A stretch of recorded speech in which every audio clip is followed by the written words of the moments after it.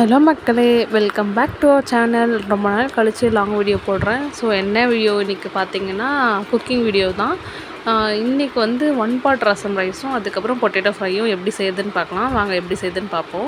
First வந்து ரசம் ரைஸ்க்கு எப்படி பண்ணுறதுன்னு பார்த்துக்கலாம். ரசம் ரைஸ்க்கு வந்து நான் வந்து 1 டம்ளர் அரிசி எடுத்திருக்கேன். அது கூட பார்த்திங்கன்னா ஒரு 2 டேபிள் ஸ்பூன் வந்து துவரம் பருப்பு இருக்குது இல்லைங்களா, நம்ம பருப்பு குழம்பு வைக்கிறதுக்குள்ள அதை போட்டு ஒரு அரை மணி நேரம் ஊற வச்சுக்கோங்க. அதுக்கப்புறம் குக்கர் வச்சு அதில் எண்ணெய் ஊற்றிக்கோங்க. எண்ணெய் நல்லா காஞ்சதும் கடுகு போட்டு, கடுகு பொரிஞ்சதும் கருவேப்பிலை போட்டுக்கோங்க. கருவேப்பிலை போட்டுட்டு 2 பச்சை மிளகா, ஒரு 3 காஞ்ச மிளகா போட்டுக்கோங்க. பச்சை மிளகா கீரைலாம் வேணாம், அப்படியே போட்டுக்கோங்க. போட்டுட்டு ஒரு 4 பல் பூண்டு இடித்து போட்டு அதிலே வந்து மஞ்சத்தூள் போட்டு, அதுக்கப்புறம் பார்த்திங்கன்னா 2 தக்காளி குட்டி குட்டியாக நறுக்கி போட்டு நல்லா வதக்கிக்கோங்க. நல்லா அந்த தக்காளியெல்லாம் வந்து மசிகிற மாதிரி இருக்கணும். மசிகிற மாதிரி இருந்ததும் நான் ஒரு லெமன் சைஸ் புளி கரைச்சி வச்சுருக்கேன். அந்த தண்ணியை ஊற்றிட்டு அது ஒரு கொதி வந்ததும் நம்ம ரைஸ்க்கு ஏற்ற அளவு தண்ணி, நான் 1 டம்ளர் அப்புறம் 2 டம்ளர் 2 டம்ளர் ஊற்றிருக்கேன். எனக்கு கொஞ்சம் கொலான்னு வேணும்னுட்டு 2 டம்ளர் ஊற்றிட்டு, அதுக்கப்புறம் கடைசியாக வந்து உப்பு போட்டுட்டு, அந்த ரைஸ்க்கு ஏற்ற உப்பு போட்டுட்டு, அதுக்கப்புறம் வந்துட்டு ரசப்பொடி போட்டுட்டு நல்லா மிக்ஸ் பண்ணி விட்டு அந்த ரைஸை வந்து போட்டுடுங்க.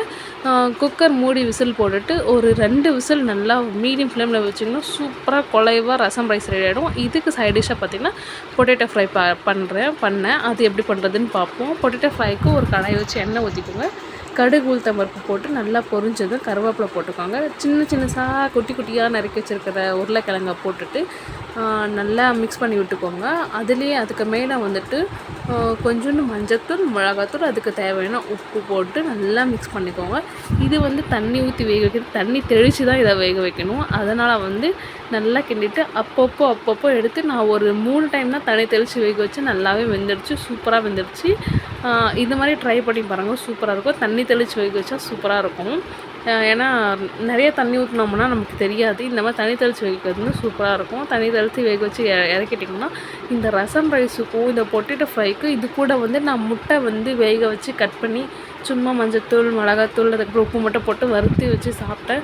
அவ்வளோ டேஸ்ட்டாக இருந்துச்சு. இது வந்து லஞ்ச் பாக்ஸ்க்கெல்லாம் ஈஸியாக இருக்கும். டக்குன்னு செஞ்சு லஞ்ச் பாக்ஸ் பேக் பண்ணி அனுப்பிடலாம். இதை ட்ரை பண்ணி பாருங்கள். ட்ரை பண்ணி பார்த்துட்டு சொல்லுங்கள்.